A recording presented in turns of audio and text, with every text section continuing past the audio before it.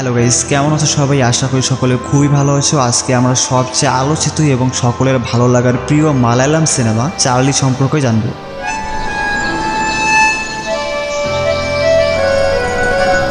যারা মুভি ঘোর তাদের মধ্যে চার্লি দেখেনি এমন কাউকে খুঁজে পাওয়া মুশকিল। চার্লি আসলে মুভি নয়, এটা একটা ইমোশন, জীবন্ত ইমোশন। কেন জানি মনে হচ্ছিল এই সিনেমাটা নিয়ে রিভিউ না দিলেই পাপ হবে। আর এটা আমি কেনই বা করলাম সেটা তুমি এই সিনেমা দেখলেই বুঝতে পারবে। সাথে সিনেমায় কিছু অসাধারণ গান রয়েছে যেগুলো শুনলে তুমি একদম চমকে উঠবে, আর আমি চেষ্টা করব সেগুলো তোমাদের একটু হলেও শোনানোর। তো সিনেমা শুরুর আগে চলুন কিছু জেনে নিই। আচ্ছা, তুমি কি ডিপ্রেশনে আছো? নিজের প্রতি একটা তেতো ভাব চলে এসেছে? হয়তো সমাজ, পরিবার অথবা কোনো বড়সড় কারণেই এমনটা হয়েছে তোমার সাথে। মাঝে মধ্যে খারাপ কোনো কিছু করে ফেলার চিন্তাও মাথায় চলে আসছে হয়তোবা। এসব কিছু থেকে মুক্তি পেতে চাও? নিজের জীবনের গুরুত্ব আর তাৎপর্য বুঝতে পারলে এরকম খারাপ সময় থেকে তুমিও মুক্তি পাবে। আর যারা মুভি ঘোর তাদেরকে এসব বলে দিতে হয় না, কারণ তারা এমন কিছু মুভি আছে যেগুলোকে বাছাই করে নিয়েছে। যখনই এমন পরিস্থিতি আসবে তখনই বসে যাবে ডিপ্রেশন কিলার নিয়ে। ঠিক তেমনই একটা ডিপ্রেশন কিলারের নাম হলো চার্লি। তো সিনেমার শুরুতেই দেখা যায় তেশা নামের একটি মেয়েকে, যে ব্যাঙ্গালোর থেকে তার বাসায় চলে আসে। আর এই মাইয়াই হচ্ছে এই সিনেমার মেন হিরোইন। তো সে বাসা যাওয়ার পর সেখানে জর্জি নামের একটা ছেলেকে দেখা যায় এবং জানা যায় যে তাদের দুজনের আগে থেকেই প্রেম ছিল। আর এখন ছেলেটি চাচ্ছে তেশাকে বিয়ে করতে, কিন্তু তেশা চায় না তাকে বিয়ে করতে। এরপর সেখানে তেশার মা চলে আসে, আর সে অনেক রাতে বাসা আসাতে তাকে অনেক বকা দেয় এবং সাথে জর্জিকে বিয়ের কথাও বলে। কিন্তু তেশা রাজি না হলে তার মা বলে যে এবার তাকে বিয়ে করতেই হবে। একটু পর বাইরে দেখা যায় সবাই অনেক মজা করছে। তো এই সুযোগে তেশা একটি ট্রাকে করে বাসা থেকে পালিয়ে আসে। আর এখানে উল্লেখ্য এটা শুধু তার দাদি জানতো, কারণ সে আসলে কোনোভাবেই চাচ্ছিল না জর্জিকে বিয়ে করতে এবং রাস্তায় সে অনেকের কাছে লিফট চায়, কিন্তু কেউ তাকে লিফট দেয় না। হঠাৎ একটি ছেলে আসে আর তাকে বাইকে করে লিফট দেয় এবং এই বাইকের ছেলেটাকে তোমাদের অবশ্যই মনে রাখতে হবে, কেননা ছেলেটি আসলে কি সেটা একদম শেষে গিয়ে সহজেই বুঝতে পারবে তুমি, ঠিক আছে? তো এরপর ছেলেটি তাকে নামিয়ে দিয়ে চলে যায় আর তেশা চলে যায় তার বান্ধবীর কাছে। তখন তার মা তাকে ফোন করে জিজ্ঞেস করে সে কোথায়। তেশা বলে আমি বিউটি পার্লারে আছি। তার মা বলে এখানে তো আশীর্বাদ শুরু হয়ে গেছে, জলদি আসো। তখন সে বলে 10 মিনিটের মধ্যে আসছে। আর এই বলে সে তার ফোন বন্ধ করে সিম নষ্ট করে দেয়। তো গাইস, বুঝতে পারছো সে নিজেও কম বাউন্ডুলে না, দুপায়ে দুই রকম জুতা পড়ার মতো মেশে, যার নিজের জীবনটা চলে পরিকল্পনা ছাড়া। কোনো রকম পরিকল্পনা করতে চায় না সে। এরপর তার বান্ধবীর কথা মতে যেতে থাকে একটি ভাড়াটিয়া বাসাতে থাকতে। যাওয়ার পথে সে সেখানকার সব মানুষজন আর আশেপাশে সব দৃশ্য দেখে মুগ্ধ হয় এবং এখানে একটি অসাধারণ গান হয় যেটা শুনলে তোমার মন একটু হলেও ভালো হবে, কথা দিচ্ছি। কারণ আশেপাশে সবকিছু যেমন শীতল ছিল ঠিক তেমনই তোমার মনটা শীতল হয়ে যাবে। আচ্ছা, গানটি একটু শোনা যাক।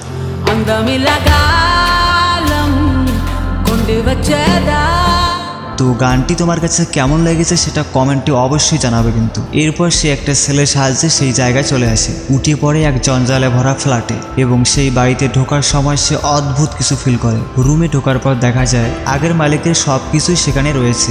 বলা যায় সেও শখের আর্টিস্ট ছিল।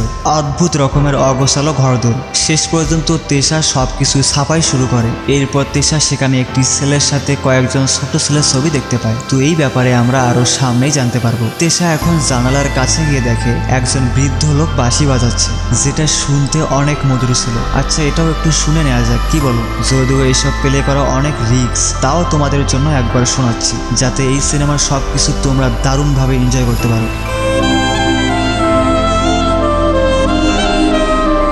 তো এটা শুনে আবার কেমন লাগলো সেটা জানাতে ভুলবে না কিন্তু, এবং তেশারও এটা অনেক ভালো লাগে। এরপর সকালে সে ঘুম থেকে উঠে বাইরের দৃশ্য দেখে আরো মুগ্ধ হয়। এখন সে দেখে যে একজন মদ বিক্রেতা এসেছে। তখন তার সাথে কথা বলতেই লোকটি বলে, হায় খোদা, এই কাজটা আবার কবে করলো সে? সেই কবে থেকেই বলছি একটা বিয়ে করতে। মানে এই লোকটি তেশাকে দেখে ভেবেই নিয়েছে ওই ছেলেটি বিয়ে করেছে। আর আমরা কিন্তু এখনো জানি না ছেলেটির নাম কি। এবং কথায় কথায় সে তেশাকে বলে তুমি খুব ভাগ্যবতী যে এরকম স্বামী পেয়েছো। মানে সে পুরাই ধরেই নিয়েছে যে তেশা ওই ছেলেটির ওয়াইফ। এর এরপরে সে নদীর পাড়ে গিয়ে আইসক্রিম খাচ্ছিল আর সেখানের কাণ্ডগুলো আসলে দেখার মতোই ছিল। রাতে সে তার দাদিকে ফোন দিয়ে বাসার খবর জানতে চাইলে তার দাদি তাকে সব বলে। এখন সে তার রুমে যাওয়ার ঠিক একটু পর সেই রুমে থাকা একটি টেলিফোনে কল আসলে সেটা সে রিসিভ করে বলে, হ্যালো, কে বলছেন? এতে উপাস থেকে একজন বলে, বেচারা জিন বলছি, যে আপনার রুমের পূর্ব বাসিন্দা ছিল। আর হ্যাঁ, এই ছেলেটি হচ্ছে এই সিনেমার লিড অভিনেতা। তেশা তখন বলে, কে?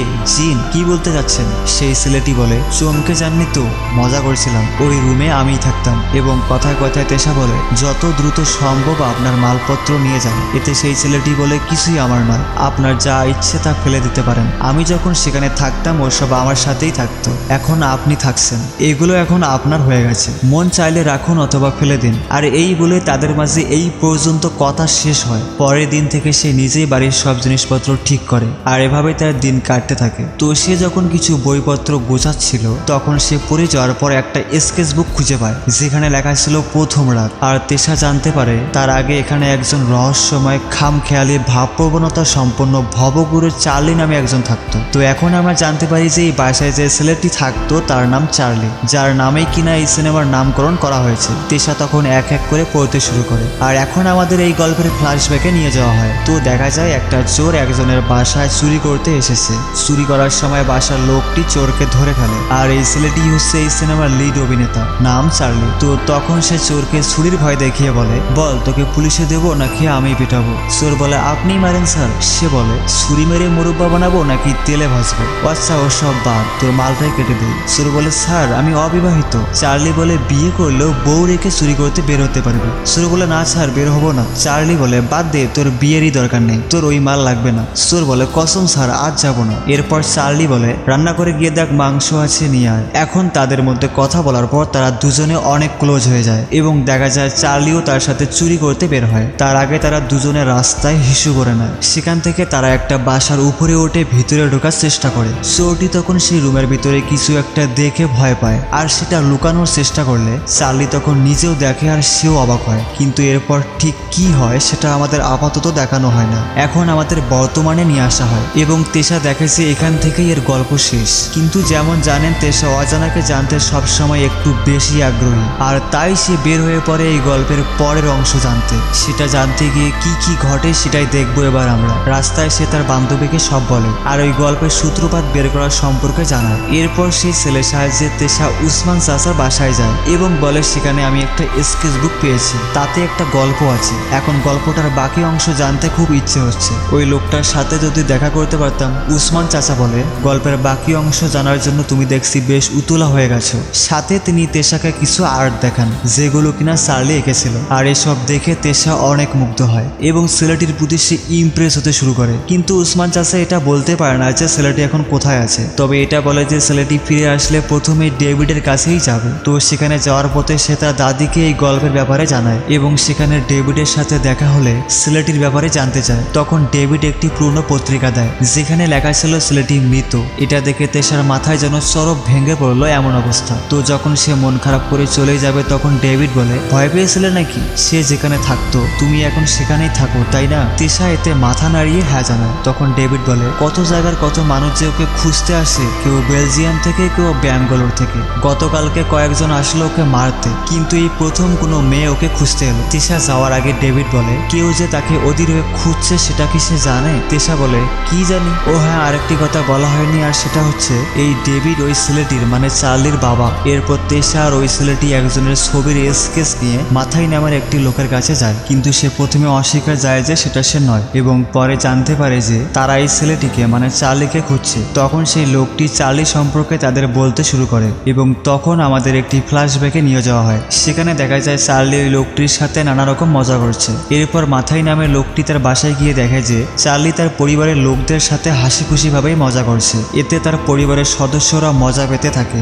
আর মাথায় এসব দেখে অবাক হয়ে যায় এবং যখন মাথায় রুমে আসে তখন চার্লি তাকে বলে যে দেখো, আগামী উৎসবের আগেই তোমার মেয়ে সুস্থ হয়ে যাবে, তখন আমরা সবাই মিলে চার্চে যাব, ঠিক আছে না আনাম্মা? মানে এই মেয়েটির নাম ছিল আনাম্মা আর সে শারীরিকভাবে অসুস্থ ছিল। গাড়িতে যাওয়ার পথে রাস্তায় তারা গাড়ি থামিয়ে কথা বলে এবং দেখা যায় সেখানে গাড়ি থেকে নেমে একটি মহিলা আসে যার নাম মরিয়ম। একটু পর তারা সমুদ্রের মাঝে চলে আসে, কারণ ওই মহিলাটি বলেছিল সে সমুদ্রের মাঝে যেতে চায়, তাই তাকে নিয়ে আসে চার্লি। সেখানে তারা সমুদ্র সমুদ্রে মাছ ধরে এবং সেই মাছ কেটে ওই মহিলার জন্মদিন পালন করে। এতে এই মহিলা প্রচুর অবাক হয়, সাথে অনেক খুশিও হয়। এরপর তারা সবাই সেখানে মজা করে অসাধারণ কিছু মুহূর্ত কাটায়। তো তারা যখন এদিকে গল্প করছিল তখন এই মহিলাটি নৌকার এক পাশে দাঁড়িয়ে সবকিছু উপভোগ করছিল। কিন্তু একটু পর তারা দেখতে পায় যে মহিলাটি নৌকায় নেই, তার মানে বোঝাই যাচ্ছে তিনি সমুদ্রে ঝাঁপ দিয়েছেন। আসলে এই মহিলার কাহিনীটা হচ্ছে যে তার স্বামী একজন খারাপ লোক ছিল, যে কিনা তার বউয়ের মাধ্যমে ব্যবসা করে টাকা কামাতো এবং পরে জানা যায় যে এই মহিলার এইডস হয়েছে।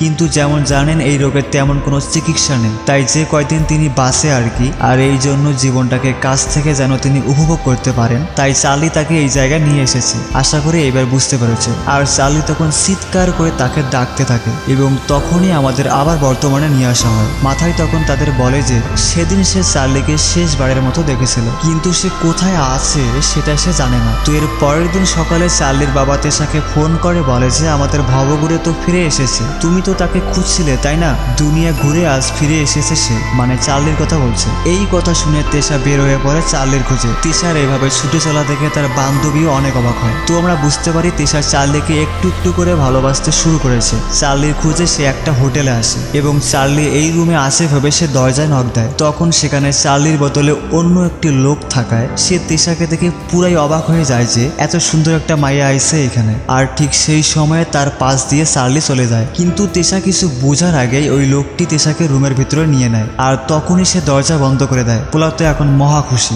যে এরকম একটা সুন্দরী মাইয়া এখন তার দখলে। ঠিক তখনই তেশা বলে দরজা খোল বেটা, দরজা খোল বলছি, এবং একটা থাবরানি খাওয়ার পর সে নিজেই দরজা খুলে দেয়। তেশা তখন দৌড়ে যেতে থাকে চার্লির খোঁজে, আর চার্লিও তখন চলে যাবেই প্রায়, তাই সে বাইরে এসে তার কাছে যেতে শুরু করে। কিন্তু ইতিমধ্যেই চার্লি গাড়ি নিয়ে যেতে শুরু করে আর চার্লি কিন্তু তাকে দেখে ঠিকই, কিন্তু তেশাকে সে এড়িয়ে যায়। তো কথা হচ্ছে চার্লি কেন তেশাকে ইগনোর করলো আর কেন বা তার সামনে ধরা দিচ্ছে না সেটা আমরা আরো সামনেই জানতে পারবো। তেশা এরপর হোটেলে এসে এই ছেলে থেকে জানতে পারে যে রুম নম্বর 66-তে সুজনের কাছে এক কলেজের মেয়ের আসার কথা ছিল, আর ম্যানেজার ভেবেছে আপনিই সেই মেয়ে। কথায় কথায় তেশা চার্লির কথা বলে যে সে আবার কখন আসবে, কিন্তু সে বলে যে সে জানে না। তখন সে একটু আগে ঘটে যাওয়া একটা ঘটনা তেশাকে বলে। তো আমরা দেখি যে ছেলেটি যখন দাঁড়িয়েছিল তখন একটি লোক তার মেয়েকে নিয়ে আসে এই হোটেলে এবং তাকে খারাপ লোকদের হাতে তুলে দেয়, আর তখনই এই ছেলেটি দেখে ফেলে। এবার সে দৌড়ে যায় চার্লির কাছে যেখানে চার্লি গান শুনছিল। ছেলেটি তখন তাকে বলে ওই মেয়ের কথা যে তার বাবা তাকে এইখানে নিয়ে এসেছে।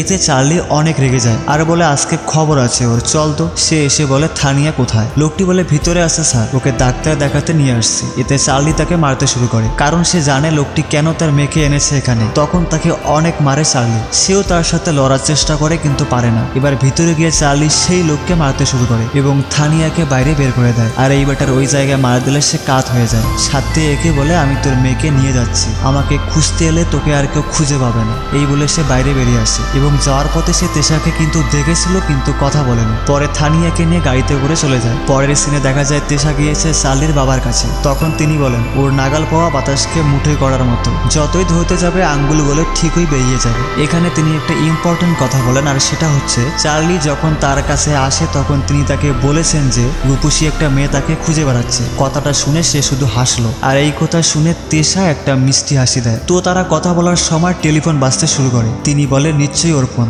আর এই কথা শুনে তেশা যেন না পাওয়াকে ফিরিয়ে পাইছে এমন অবস্থা, আর তিনি বুঝতে পারেন তেশার মনের অবস্থাটা। তারা দৌড়ে যায় ফোন ধরতে। তখন বাপ ব্যাটায় কথা বলতে থাকে। কথা কথা তিনি বলেন আর শোন ওই মেয়েটা এসেছে। চার্লি বলে কোন মেয়ে? তিনি বলেন ওই দিন তোকে বলেছিলাম না ওই মেয়েটা এসেছে। চার্লি বলে বাবা ওকে বলে তো আমার দেখা করার সময় এখনো হয়নি, তাকে তুমি আরো অপেক্ষা করতে বলো। তো আমরা বুঝতে পারি চার্লি এই তেশাকে ইচ্ছে করেই নাচিয়ে নিয়ে বেড়াচ্ছে, কিন্তু কেন সেটা পরেই জানতে পারবো। এবার তেশা যখন কথা বলতেই যাবে তখন চার্লির বাস চলে যাওয়াতে সে চলে যায়। তেশা কথা বলেই যাচ্ছে কিন্তু কাউকে পায় না। এতে তার অনেক মন খারাপ হয়। বাইরে এসে তিনি বলেন ও নিশ্চয়ই ভিন্ন কিছু ভেবে রেখেছে, তা না হলে এমন লুকোচুরি খেলছে কেন। তেশা তখন এসব নিয়ে ভেবেই যাচ্ছে। বাসা গিয়ে দেখে এই চোর শুয়ে আছে। সে বলে আরে তুমি সেই চোরটা না। এতে সে পালিয়ে যায়, কিন্তু তেশা তাকে ঠিকই ধরে ফেলে। তখন তাকে ওই স্কেচবুক দেখায় এবং সে বুঝতে পারে এটা কিসের স্কেচবুক। তেশা তখন জিজ্ঞেস করে এই স্কেচবুকে গল্পের পরের অংশ নেই, এরপরে কি হয়েছে সেটা বলো আমায়। তখন সে বলতে শুরু করে। তো তার ফ্ল্যাশব্যাকে দেখা যায় দুজনে সেদিন সে বাড়ির ছাদে উঠেছিল চুরি করার জন্য। সে যখন দেখে রুমে কেউ ফাঁসি দেওয়ার চেষ্টা করছে এতে সে খুব ভয় পায় এবং সে ভয়ে সেখান থেকে চলে যেতে চায়, কিন্তু আমাদের চার্লি জোর করে সেটা দেখে। এতে সে নিজেও অনেক অবাক হয়। সে বলে স্যার চলেন ফিরে যাই, কিন্তু সে ফিরে না গিয়ে ভিতরে লাফ দেয়। আর মেয়েটি যখন মরতেই যাবে তখন চার্লি তাকে ধরে ফেলে এবং তাকে বাঁচায়। মেয়েটি তখন ভয়ে বাইক নিয়ে পালিয়ে যায়, সাথে চার্লিও তার পিছু নেয়। আর এসব কিছু এই চোর উপর থেকে সব দেখছিল। চার্লি তখন একটি গাড়ি থামিয়ে উঠে পড়ে এবং সেই মেয়েকে ফলো করে। আর তখনই আমাদের আবার বর্তমানে নিয়ে আসা হয়, কারণ এরপরে ঠিক কি হয়েছিল সে তা জানে না। এই নিয়ে তেশা ভাবতে থাকে যে আর কিভাবে সে ওই গল্পের বাকি অংশ জানতে পারবে। এরপর সেই চোর তেশাকে ওই বাসায় নিয়ে যায় যেই বাসায় মেয়েটি মরতে যাচ্ছিল। তখন সে তেশাকে বলে, দিদি আপনি স্যারের কি হন? কিন্তু তেশা কিছু বলে না, শুধু হাসে। আর সে বুঝতে পারে তাদের দুজনের মধ্যে কিছু চলছে। সেই বাড়িতে গিয়ে সে একজন বৃদ্ধ লোকের থেকে ওই মেয়ের বর্তমান ঠিকানা জেনে নেয়। পরে সে তার বান্ধবীর সাথে দেখা করে। তখন তার বান্ধবী বলে, কানির বাড়িতে গিয়েছিলি কেন? মানে ওই মেয়েটির নাম ছিল কানি। তেশা বলে, সেখানে গিয়েছিলাম ওই গল্পের শেষটা জানতে।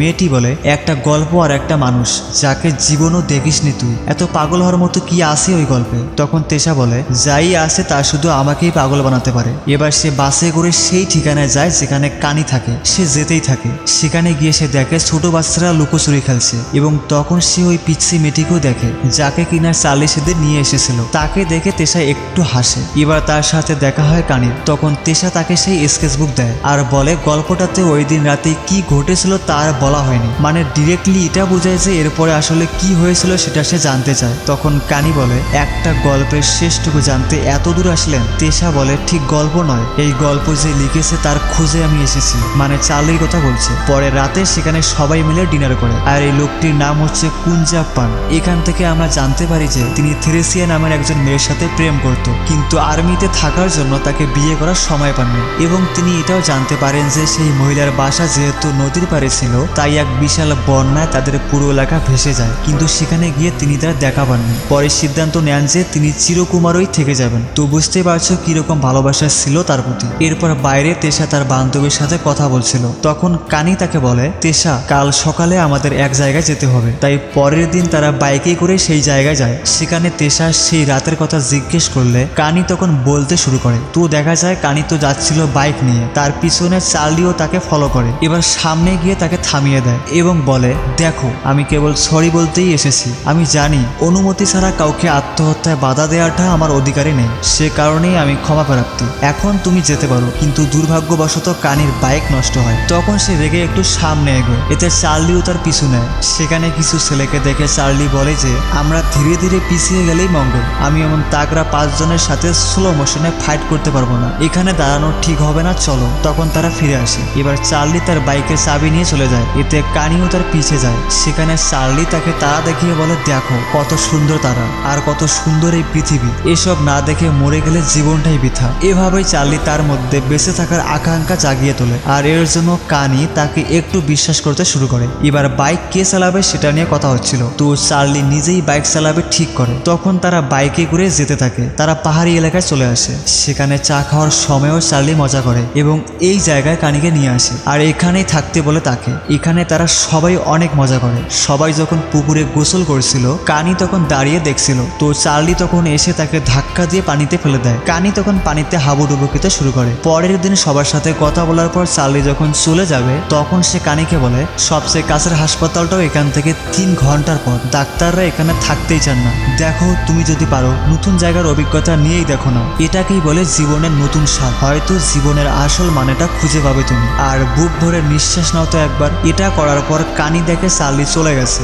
এখন আমাদের আবার বর্তমানে নিয়ে আসা হয়। তো এই ছিল সেই গল্পের পরের অংশ, যেটার জন্য তেশা এত দূর এসেছে। এসব কিছু শোনার পর চার্লির প্রতি তেশার ভালোবাসা আরো কয়েক গুণ বেড়ে যায়। পরে তারা বাইকে করে ফিরতে শুরু করে। রাতে তেশা তাকে বলে, যাবার পর আবার কতদিন পরে এসেছিল সে। কানি বলে, এক রাতে হঠাৎ এসে থানিয়াকে রেখে আবার চলে গেল, আর আসেনি। পরের দিন তেশার ঘুম ভাঙলে বাইরে গিয়ে দেখে যে তার মা এসেছে তাকে নিতে, কারণ তিনি জানতে পেরেছেন যে তেশা এখানেই আছে। তখন তেশা অবাক হয়। জর্জি তখন তার মাকে বলে, মা তুমি যাও, আমি তেশাকে নিয়ে আসছি। তখন জর্জি তেশাকে বলে, এই জায়গাটা তার, তাই না? তোর যা স্বভাব, ওকে খুঁজতে এখানে চলে আসাটা অবাক হওয়ার কিছুই না। মানে সেও জানতে পেরেছে তেশা একজনকে খুঁজতে এখানে এসেছে। সামনের 27 তারিখে আমার বিয়ে, সম্ভবত একমাত্র তুই সবার পরে পেলি খবরটা। আমার বিয়েতে তুই থাকবে এই চাওয়াটা কি আমার ভুল বলতো? পরে সে কানিকে বিদায় জানিয়ে চলে যায়। গাড়িতে তেশা ভাবতে শুরু করে সে হয়তো চার্লিকে হারিয়ে ফেললো, কিন্তু আসলে কি তাই? সামনেই আমরা জানবো সেটা। তারা একটি বারে গাড়ি দাঁড় করায় আর সেখানে আমরা চার্লিকেও দেখি। তেশার পাশ দিয়ে চার্লি চলে যায়, কিন্তু তেশা সেটা বুঝতে পারে না। দেখা যায় অনেকগুলো খ্রিস্টান মহিলাকে সে বাসে তুলছে। তো তেশা চলে যাচ্ছে বাসা আর চার্লি যাচ্ছে সেই পাহাড়ের বাড়িতে। তারা তখন সেখানে আসে। এতে কুঞ্জাপ্পা একটুও খুশি হয় না এবং বলে আমি সব কটাকে তাড়াবো এখান থেকে। তখন একজন বলে তুমি বলছো তাড়িয়ে দেবে কিন্তু নিজেই তো পালাচ্ছ।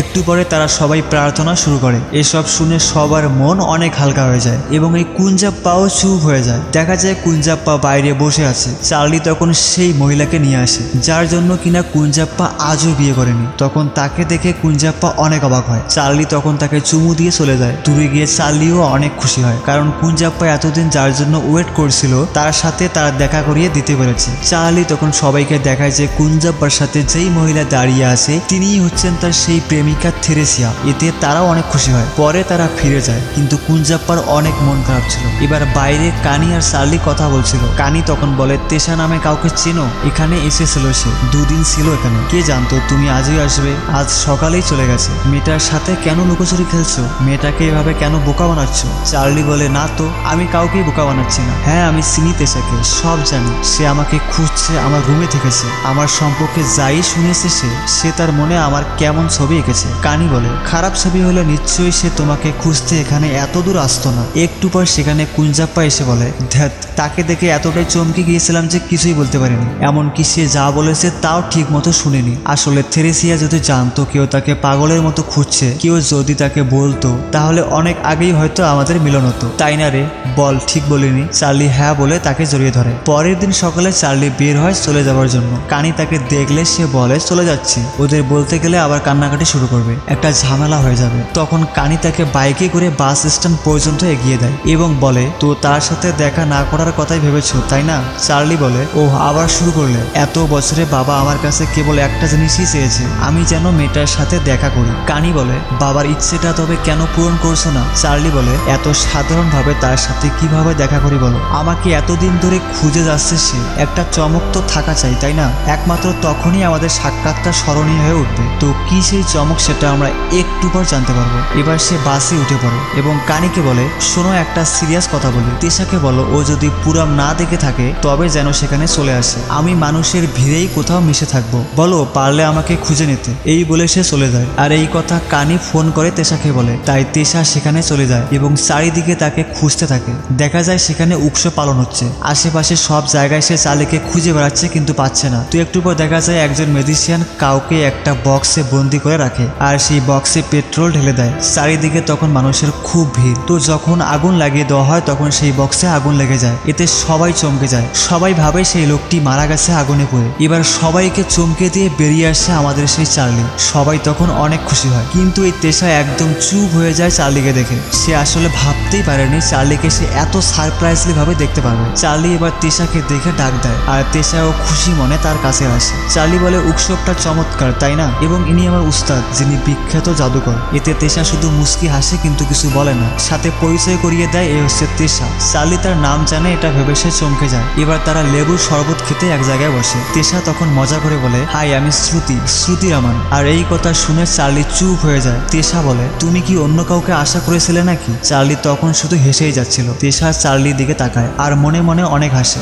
চার্লি বলে তেশার বাড়িটা যেন কোথায় বলেছিলে? সে বলে তেশার বাড়ি আমি চিনি নাকি, আমার বাড়ি পান্ডিতে। এবার সে একেবারে হেসে বলে আচ্ছা তেশাটা আবার কি? সে তোমাকে ছ্যাঁকা দিয়ে পালিয়েছে বুঝি? চার্লি বলে আমি যেই মেয়েটাকে খুঁজতেছিলাম ভেবেছিলাম সেটাই তুমি। এতে তেশা কোনো রিয়াকশন করে না। হঠাৎ করে চার্লি বলে তোমাকে একটা সিরিয়াস প্রশ্ন করলে সত্যি করে উত্তর দেবে? তুমি তেশা তাই না? কিন্তু তেশা তবুও স্বীকার হয় না আর মুখ ঘুরিয়ে নেয়। চার্লি তখন উঠে বলে আমাদের কি আবার দেখা হবে কখনো? তখন কি কেউ কাউকে চিনতে পারবো কে জানে, চলো একটা ছবি তুলে রাখা যায়। তেশা তাই রাজি হয়। চার্লি ছবি ক্যাপচার করে তাকে দিয়ে চলে যায়। কিন্তু সেই ছবি দেখে তেশার সাথে সাথে আমরা অবাক হই। আসলে তোমাদের মনে আছে হয়তো তেশা কিন্তু সর্বপ্রথম এই ছেলেটির বাইকে লিভ নিয়েছিল এবং তখনকার ছবি ছিল এটি। এই ছবি দেখে তেশা আরো আবেগে জড়িয়ে পড়ে আর চারিদিকে চার্লিকেই খুঁজতে থাকে কিন্তু এত ভিড়ের মধ্যে খুঁজেই পাচ্ছে না। তখন পাশেই সে চার্লিকে দেখতে পায় এবং খুব রেগে যায় তার প্রতি। চার্লি এবার মজা করে বলে শ্রুতি উৎসবটা কেমন? তেশা তখন রেগে বলে আমি তেশা। চার্লি বলে আমি চার্লি। এতে তারা দুজনে অনেক খুশি হয়, বিশেষ করে তেশা নিজে। তখন ভরা উৎসবের মাঝে তারা দুজন খুনসুটি মজা করে, আর এই মজার সাথে শেষ হয় সকলের প্রিয় এই অসাধারণ সিনেমাটি। ক্রেডিট রোল হিসেবে তাদের জীবনের একটি নতুন যাত্রার দিকে একসাথে ঘুরে বেড়াতে দেখা যায়। তো তোমার কাছে সিনেমাটি কেমন লেগেছে, সাথে এক্সপ্লেনেশন কেমন হয়েছে তা তো অবশ্যই জানাবে, এবং চ্যানেলটি মাস্ট বি সাবস্ক্রাইব করে দিও কিন্তু, ঠিক আছে?